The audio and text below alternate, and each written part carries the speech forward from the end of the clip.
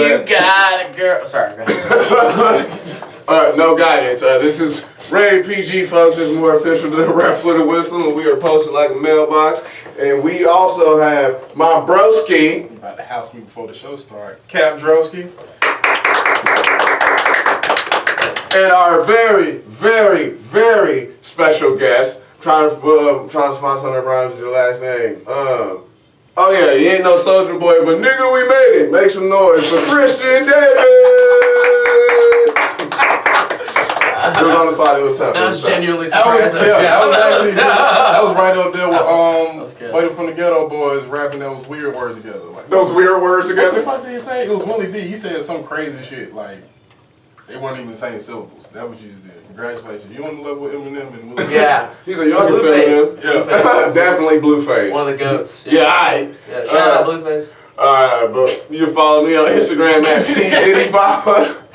Blueface definitely watches this. Yeah, Blueface is watching it now. Absolutely, every day. PDIDDY, and the B gonna see a skinny nigga that look like me. And I'm KAPDROSKI. I'm the first white guy to pop up. Sure is. A white guy you know. Mm-hmm. Chronsolo on Instagram. Like Han Solo, but with weed. Like Chronic Solo. Chronsolo. CHRONSOLO. No underscore, no dash. No. Well, you got a Twitter? Do you tweet? I need to. Everyone, I know I'm slagging real hard. Everyone's like, yeah. I don't have one and either. here's the reason I don't have one. Is because I try to go with a bunch. I don't have Chronsolo or Chronsolo. Someone else has Chronsolo on Twitter. Clearly. But because I got Chronsolo like in 2013, I came up with that, and then maybe a year or two later, I tried to get the Twitter, and someone else had already taken it. So I don't. We talk in the microphone. We're pursuing fame. Yeah, no. I'm with the real Chronsolo. Like, oh, that's good. That's what I'm saying. The one Chronsolo. The real Chronsolo. That's good. Okay. You can put like SO1O. Well, I want it to be at least I gotta spell it the same way, so it's like the real Chronsolo. The real Chronsolo, so it's like synergy. That's not bad. That's pretty good. Mm-hmm. And if someone already, I'm not gonna stop. Never mind. That was gonna be terrible. Anyways, I'm on Twitter. I just found my shit like a week ago. I'm on Twitter, so I know my password. Yeah. I'm Dolo Trosky. Ha! So You sound like you're wear this? drugs. Absolutely not. No, I can't wear this because I've never won. You know what? I've won 3 times, still never got to wear it. You took It's the fucked up, picture. dude. That's different. I gotta get it fixed. You see the rivets popped out. It's a $200 bill. It's like supposed to be $5. All this shit. Like. Oh, I see it. It's on Yeah, there. that's what I'm Okay. saying. They came that way. Like. Right, you know. Yeah. But show's coming up. Today is the 27th. I'll be at the Laughing Skull tomorrow. You won't be there. For Thursday, I will be at 5 Paces In at 9 p.m. Friday and Saturday, I will be at Wild Haven Beer Brewing on the West End for their comedy show. Dang, dang, dang. September 2nd, I will be at Amaza Pizza in Decatur at 8 p.m. September 9th, Johnny McCracken's at 9 p.m. September 16th, Hole in the Wall, 10 p.m. September 6th, Friday, I will be at You Got Time Village Theater. Show. Word. I got mine in September. Sorry, even though you told me about this. Christian Davis, by the way, folks, runs a comedy show at Yeah. Artisans every Thursday. That show's every Thursday. Thank you. A lot of people forget they do their own show. I'm looking at you, but I felt like that was a voiceover. Like, you know what I mean? That was just it's every Thursday. Every Thursday. Artisans. That's why he's big bucks. No, my show's every Thursday, and I think I'm on Kill Me Cool this Friday. Travis was talking about it he was talking about it last night, but I don't know. I'm moving this week too. Look out for that. If you guys want to help, yeah, y'all can help me packing shit. We're almost done. If I need to know what weekend I'm phone. September 3rd, I'll be at Limerick Junction. Limerick. I think that's Tuesday. Joe Smith. September. Shout out Joe Smith. Yeah. September 6th, Ty Dixon Cigar Shop Show, which is Friday. Smokes and Jokes. And then September 12th, it says Buckeye Room. Is that Ohio? I don't know. That's not in Ohio. That's somewhere down here. I think I'm being considered for the Imagine Festival. They're doing comedy there. So. The music festival? Yeah. What? Yeah. Bro, I be trying to get into Dragon Con or like Comic Con or something. They don't do. A3C did, like, I forget who ran it a couple years ago. What is A3C? That's the All Three Coasts. It's like a rap festival. Oh, yeah. Where, like, everyone, Lil Wayne. Everyone got stomped out and all that. Yeah, Oh, I was there. So my friend takes Oh, pictures for that. And I was there. But I was trying to start a comedy show there, but then they said they weren't going to do one. And then the one that they're doing is like, it's like Monique and stuff. I saw that. They're doing like a big comedy show. Okay. They were, because like 2 years ago, I forget who ran it. I want to say it was like Voss or Dead or something like that. But it was like a bunch of Atlanta people, and it went okay, so they didn't do one. No, because it's a blackface. So it was yeah, so yeah, well, no, it wasn't. He everything else. He doesn't do Negro things. Yeah, that's the reason. That's the so reason. that went okay, and then they just didn't do one last year. That might have even been 2 years ago. But this year they're doing professional comedy, like on the it's like Monique and Donald Rawlings and like shit like this. So I was like, okay. Cool. I'm not gonna be on that. So. Probably gonna pull up to another show then. Yeah, me and Monique are at the exact same level, so you know. That's what, you know, like nobody respects us. Yeah. Me and Monique are both completely blackballed. Yeah, we don't do white rooms. Yeah. Any shows? What's the name, mate? Oh, you got the $1 comedy show September 14th. That's gonna be. I will no longer be hosting that. Who's hosting it? From now on, it's gonna be the winners. So Marlon's gonna host this show September 14th. Sham is hosting the show in October. I want to say like October 12th or October 20 something. So the past winner will host the next one. Yeah, past winners, past headliners. So yeah, just and then same thing. Somebody's like, man, I hope I don't win, man. I can't make it next month. No, we ain't gonna sit here and try to fake it like you make it. Like I got a regular job and the $1 comedy show just kind of like is at a point where it can sustain itself.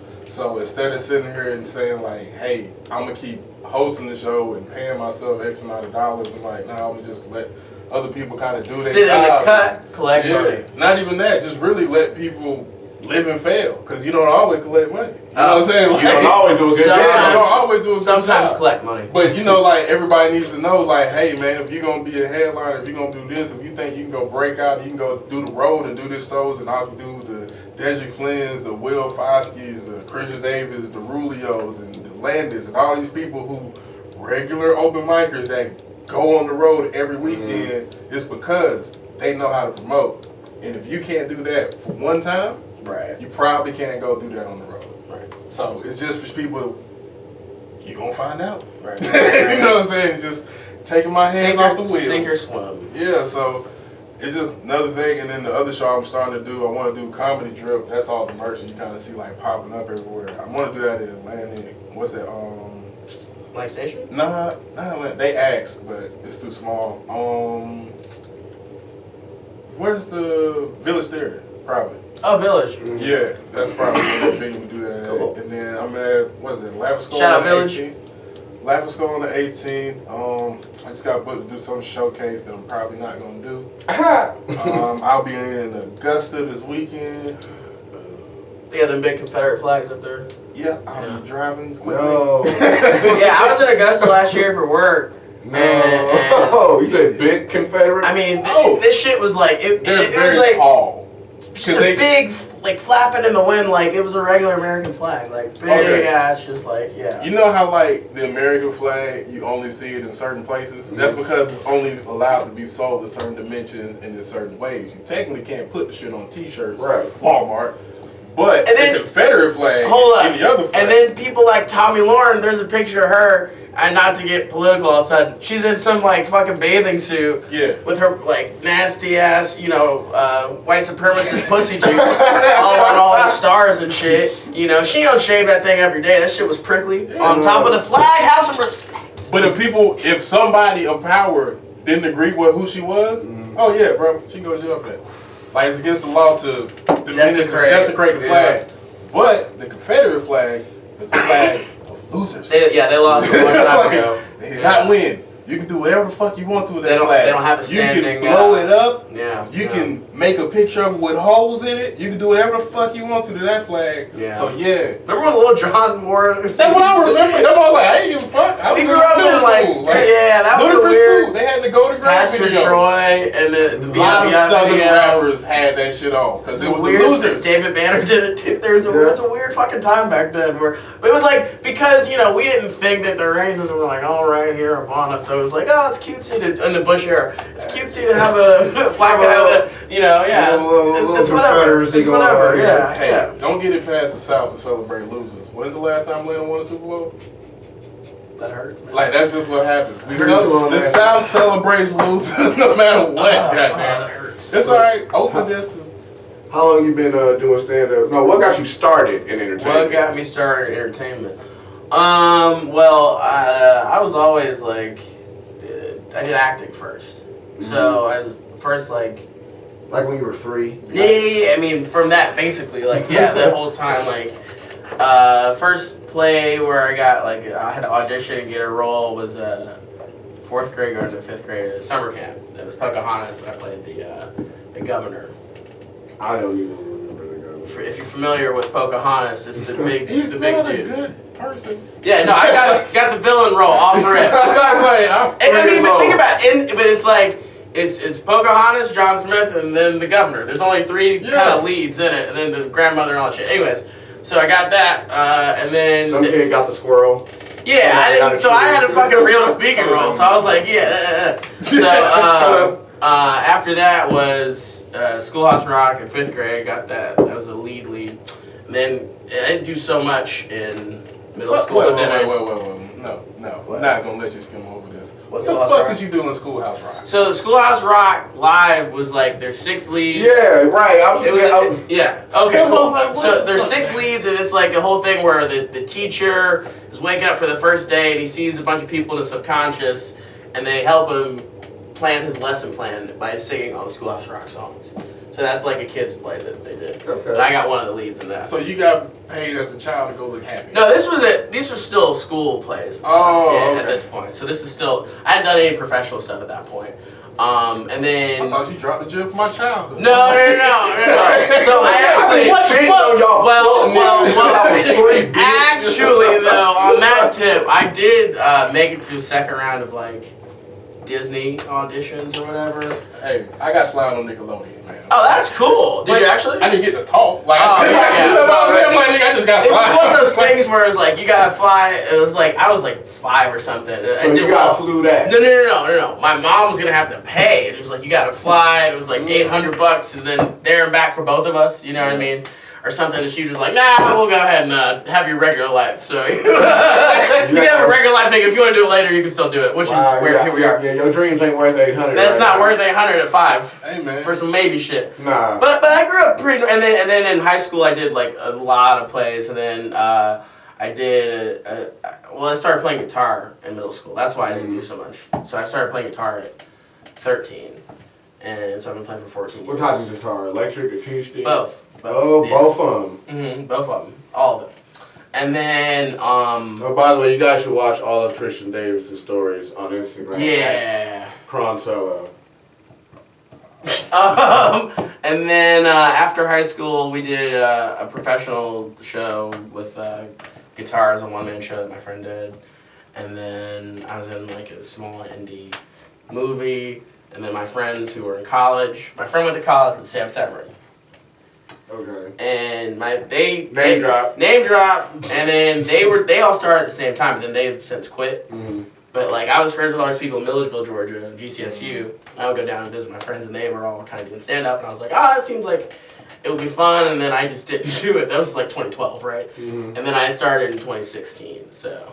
What made you just jump into it in 2016? I wanted to do it the whole time. I didn't have a car though, so I was not going to work and then try to go to a fucking open mic on the bus to maybe be a little bit fun. Like I also just wasn't in the right headspace and stuff at that time. So it happens. Like people are like, and then when I started too, like people like Zach Wright, who started when they were like 19 or something. Like you know? 16. I'm just thinking about this. I But would then- be really mean Right. That's the whole thing. Bro, And then show Tom to a Russell, comedy show. Tom started when he was 16. I was just I think. roasting people. but you start when it's lined up for you to start, you know? Right. Because like, had I been back then, like I'm sure I'd be much farther along, but I would have fucked it up Yeah. in some way or another. Some you know. So I think would've it happens thought I when was it's way hotter than I was. Yeah. If I would have started younger than I did. yeah. So it happens when it's supposed to happen, I think. But yeah.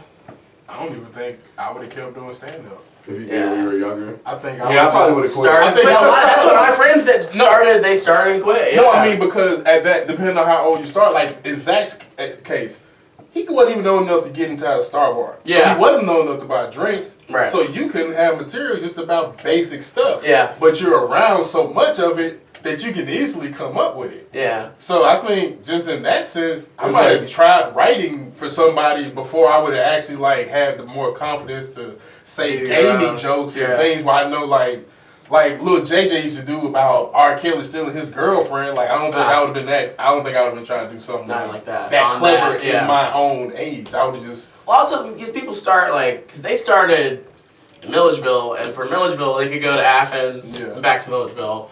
But Atlanta is an hour and a half from both of those places, so it's Yeah, like nah. not that feasible. So if you're not in a city, like if you're starting in Atlanta, like for Zach, I mean, at 19, you're in one of the best comedy cities ever, so it's easier to continue it. You have a lot of opportunities to do mics, but if you're like in Out in Milledgeville, Buffalo, yeah, Georgia. it's easy to, then you're like, It's you a know journey. what, this shit is too much, yeah, that's what I'm Right, saying. it's a journey. This shit is too much work, and yeah. So but they started and stopped, and if they continued, they'd be like 7 years in, but you know, so. Yeah. What was one of the first places you did stand-up comedy at? The first place I did stand up was Overchill because I called Sam and was like, and then she was dating Will Copeland and she was like, come to his mic and you know, you always think heard of this place. you never heard of Overchill? it's across the street. It's done now. It's done now. Oh yeah. Is it Java Vino in North Highland? Which is So it was. I mean, I guess it's been like gone for at least a year. It's probably that was like. About to. It was probably gone right before you started doing ITP getting stuff. serious. in Atlanta. You were doing it, but then Right. right before you came in is when Overchill was probably done. Yeah. Gotcha. Yeah. There was another room like that. Uptown. I went to the original Uptown Comedy Corner like twice before. Yeah. That's like when I started, whatever, trying to like get serious about it before they just jumped the fuck off of the train. Right. That place was the first place I got like my first core crushing bomb. Yeah. Like. Oh yeah, me too. But wait a minute, I don't want to step on because you're gonna ask that later, right? Yeah. I don't want to step on that. Was that at Uptown? My huge bomb story is at Uptown. Yeah. I think 100%. one out of every like 2 or 3 people here is like, oh yeah, definitely Uptown. Oh Yeah. That's where, So We're just doing, but we'll get to that. I don't want to step on your thing. Sorry, no. Oh no. Like, Conduct your interview. I'm sorry. oh no, I don't want him. I'm not. Hey, they were trying to get me for 5 months for this shit. Oh you know? yeah. Yeah, whatever. Yeah. So yeah. And then he puts on his sunglasses. Like that's how Christian Nation. I'm like, hey Christian, he's just in the comedy club hitting the pen. Just, hey, what's up, bitch? Yeah. What is it, Piere? Yeah, Piere Escargot. You know. That's Carget. I'm like, you want to come on the show? I'll let you know, bro. I guess Orange Nig. You know. And then I'll see him on Instagram with just surrounded by hella thotties and hotties and just bouquets of boobies everywhere. And then just him singing Queen. Like, in the dark. That's accurate. And I was like, you know, this is the life I wish I could have That's right accurate. That's all accurate stuff. Yeah. So what else? What's now. I was going to say, did you have anything? Nah, I just know my last question. Have you ever been starstruck meeting some that stands out? Yeah. You ever been starstruck meeting somebody, or have you ever fanned out? Yeah, 100%. Wait. Let's ask this different question for Christian Davis. How many times? Yeah, I was gonna say Have it's you easier for me to fanned just go out? ahead and Christian name it. Davis meets someone famous every 30 minutes. All right, by the so way. If you got- the first time before I started. The first time I really was starstruck was I met Jack Black, and I was freaking the fuck out. What year? That was 2014. Okay. So it was 2 years before I started doing stand up. I was sitting at the bus stop, and he just walked by. I was just filming Goosebumps. Him and security were just walking down Peachtree. And I was like, I was like, what? And then he said, what? It's like he walked by me and they did the Jack Black grin, like that, right at me. Yeah, like the. And then I was like, whoa, are you Jack Black? And he's like, yeah, man, I'm Jack Black. Yeah. I was like, yo. I took a picture and I'm smiling. But that was the first time I was freaking the fuck out. I was. He's like, yeah, man, yeah. Yeah, man. And then I was like, I love King Kong, and I was like, there's no way Oh my God. can't stop the school of a rock. And I was on the phone, and then he sang that to my friend. He's like, okay, yeah, Jack Black's here. Your friend's gotta hang up. And he sang that school of a rock, and then he hung up, and then we took a picture, so that's why I had to hang up. So yeah, that was the first time. You know that instead of the actual his band song? Oh yeah, I know Tenacious D too. I just didn't. I was like, I love you, King Kong. yeah. King Kong is low on my list, by the way, of Jack Black stuff. I don't know why I said that. Personal, but School of Rock is definitely my favorite Jack Black. Also, that was probably pretty cool for him for it to be one person like that. And Black. I was like, there's no way. He stood there and talked to me for a second because I was like, this is Atlanta, right? yeah, This loves this. yeah. Because he was like, there's no way that he gets black fans I'm screaming pretty School of sure Rock he gets banned a lot. I'm pretty sure he remembers that. I hope that once I can meet him again, yeah. Hey Jack, it's me. The black guy that screamed at you. Yeah. He takes School of Rock at the bus stop. Since I started comedy, the first one I try to go in order. It was Eric Andre. I think you were there, right? For Eric Andre. I was there. We weren't talking. He was rubber conversation. Well, see, Eric Andre. The rumor that night at the Red Clay was Eric Andre's supposed to come. It was okay. He's coming to 1 a.m. So everyone was at the other spot at the hangar, and then everyone went to the 1 a.m. and then he walked up. You see the big afro back then. I was like, oh shit, there's Eric Andre. But then who's next to him? Rosario Dawson. So then I was like, I was pretty hyped about Eric Andre, but then Rosario Dawson was there. I was like, holy shit. Like, I was freaking the fuck out about that. And then Eric Andre came up to me and was like, hey man, I'm Eric. Like, he introduced himself like he's a normal dude. Normal guy. Right. Because he's a human. Yeah, but he was mad funny. That was the first time I saw someone famous do stand-up. Which is locally, right, at the 1 a.m. So that's different than, one of us doing stand-up. Because everything he said hit really hard. And I'm not saying it wasn't. Clayton went after him, and Clayton's a better joke writer, obviously, and all that stuff. Yeah. But it hit less hard than like everything he like breathed, and they were like it was one of those. So that was 2 and 1, and then a little bit after that, I met Hannibal Buress, and I was like, that's who it was I was about to say. Yeah. Mando has a story about that same night. Oh, about the Eric Andre night? And Rosario Dawson, yeah. He said because she sat on the floor. Yeah, I think at one point. And he was like, bruh, that moment I saw the woman that fine. Derek Marcel, actually. Yeah. He was like, I saw a woman that fine and dime piece sit on that filthy ass floor at the 1 a.m. show. And I was like, you know what? I could do this. I drove Mike Rowland home that. Speaking of Mike, I drove Mike Rowland home that. I drove him home that night. That's crazy. We've had like 4 people talk about that. That was a fucking crazy night. And I drove him home that night, and there was a point where I forget exactly what happened, but like Rosario basically like Eric Andre was gone for a minute, and then she was talking to somebody, and then she was like, oh my god, like, where's my boyfriend? Just like a normal chick, and we were like, yo, people are real regular. Me and Mike were like, people are just mad regular, no matter what. Yeah, I mean, so that, but that gave... Stop screaming at it. That gave every normal or goofy-ass looking dude some hope that night. You know what I mean? Because like, you can do it too. Yeah. Okay, so then Hannibal Buress, I went up to him. Mando fanned out. Backstage at Star Wars, I fanned out. Some more Star Wars. I was like, oh my god, man, I'm a big fan of yours. And he just went, yeah. Thanks. Damn. He doesn't like to enter. I have a friend who's a bouncer who met him because that was when he was filming Spider-Man and all that. I think it was Tag. Spider-Man just came out. And you said Tag.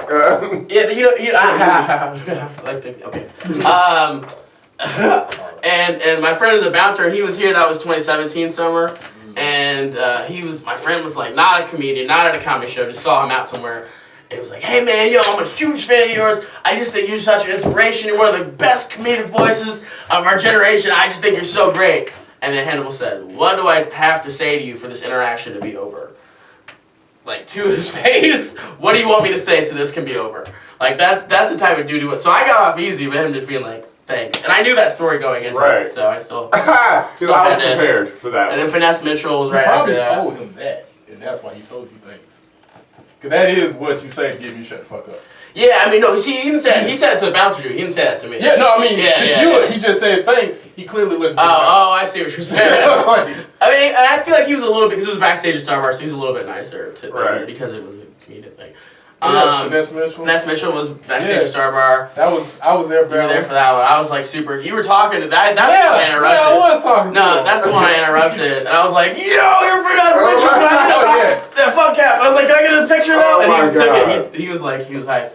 I'm a big Saturday Night Live fan though. I fucking love Saturday Night Live. So like, for one, when he said, "Hey, can you take a picture?" He didn't ask Finesse, "Can I take a picture?" He asked me, "Can you take a picture of us?" Yeah. He told that nigga off rip, "We taking this picture." He asked me.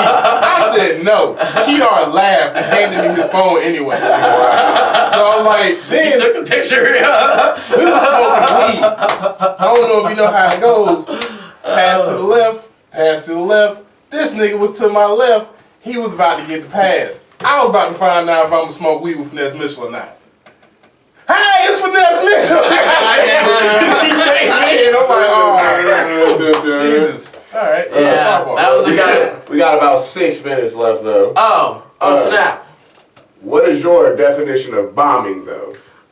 Okay, sorry. I gotta go back. Just one more mention on the Starstruck. Tiffany Haddish was another big one. And you found out? Yeah, I got to talk to her. I got to talk to her. That's different. Everybody fanned out with Tiffany. Tiffany was like, Joe will tell you, I'm the only motherfucker who didn't fan out. They kicked me out the room because I didn't fan out. Yeah. And then, so she went up and she did an hour and 15. And then after that, she came to like this side of the bar, Star Bar, where Rodney always stands.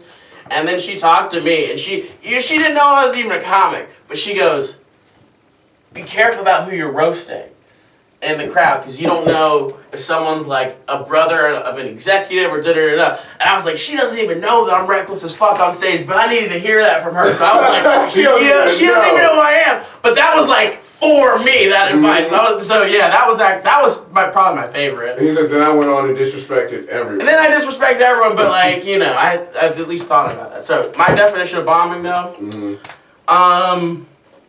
I think about it like this. It's a percentage for me. Okay. So if you do 5 jokes, right?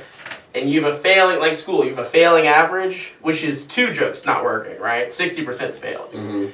So if 2 of your jokes don't work and only 3 of them work, I think that's a bomb. You know? Alright, so if, let's say it's 7 and it's 4 and 3, how you feel when you walk up that stage? You don't feel great if 3 of them didn't work. If 3 of them didn't work, you don't feel... I really, at most, you can, like, if you have 7 jokes, at most 1 or 2. But at this point, I mean, you shouldn't, when you're doing a show, I feel like I'm not doing shit, like, I had 1 joke at Star Bar that didn't work because it was brand new last night. But it still got chuckles. But, like, everything else hit. And I would have felt, if a second one hadn't worked, that's a bomb. Yeah. Like, Ronnie Myers said this last night. I didn't ask him about bombing or anything, but he was like, when you go out, when you booked for a show, you don't try new jokes. Yeah. Yeah. You know what I'm saying? And if you are actually getting booked, you should know the material to use that's pretty much kind of safe and or neutral that's always going to get laughed. You should always do your best shit when you book. And he was, I'm not going to say you don't bomb at an open mic. Yeah. He said, because that's where you're supposed to bomb. Right. In fact. You know? And I was like, I feel that. And somebody else there was like, I forget who it was now, but they were like, if at any moment when you're doing your set and you lose the crowd. Yeah. He said, like, at any moment. Like, you could be doing, if you got a 30-minute set and you're doing good for 26, and then at one point you just lost everybody, and even if you bring them back, he's like, that's still a bomb to me. I agree. Yeah. And I was like, yeah. I mean, you bombed at that. I mean, I Some think maybe the overall, when you give up, you shouldn't be bombing at shows. Try not to bomb at a show. That's what I'm saying. Try not to bomb at a show. Bomb at open mic. So, your most memorable bomb at Uptown? Yeah. Was this when they were shaking the keys? Well, no, I didn't get that. First of all, we're gonna go over. Is that okay? No, this is a primary time. It's okay. This is gonna be a long one. That's why. This is a long. Strap in. Get your popcorn. Popcorn and gourmet food. That's what PG stands for. This is a new. All right, so we actually have about pussy grease. Pussy greeter. Oh, pussy greeter. Yeah, PG. Pussy greeter. Pussy grease as well. So I was Uptown. This was like 3 weeks into me doing comedy. Oh. So I looked on the open mic schedule. No. And headed down to Uptown Comedy Corner. Yeah, headed down to Uptown, and I had this bit about. Nope. Yeah, exactly. I can't even. No, I had this bit about all these rappers playing video games together. So I did a bunch of impressions in a row. And it was like Jay-Z, I did Wayne, and it was just real fucking silly in the very beginning because I was like, I'm gonna do a bunch of impressions, and then and so I get on stage. It might have gone okay, but I fucked up immediately because I get on stage and the DJ plays me on, and they have like, TVs and all this shit. I was like, wow, this is fucking legit. And then look at this, is so legit. And then I said to the DJ or to the crowd, hey, give it up for your DJ, Weight Watchers Jazzy Faye. Because he looks like a thinner version of Jazzy Faye. Which I thought, that DJ Ant Love, shout out DJ Ant Love, he follows me on Instagram, we're friends now. What did Tiffany Haddish just tell you? Yeah. But that was in the very beginning. So I said that to him, and I thought that was going to be like humorous because he looks like a thinner version. So it wasn't an insult from my end. Right. And then the crowd goes, ooh. Right, like the wrong reaction. And I was like, no, guys, no, that's not what I meant. And then so I get through the set, or maybe 2 minutes of the set.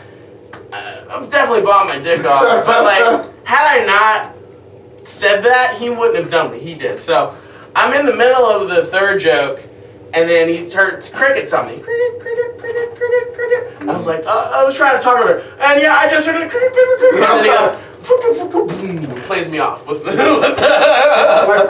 boom, like a bomb. Yeah, and then it was like whatever song, but yeah, so yeah. That was a cool thing about Bombing in Uptown. You don't have to sit here and fucking listen to playing it. off like the Oscars. Yeah. And then they cut my mic, and the crickets were not before or not after. I have not seen that before and since. You know what I mean? All right, if you had a time where you can choose a bomb in your set, like you just have a bomb, a whole minute, where would you want it?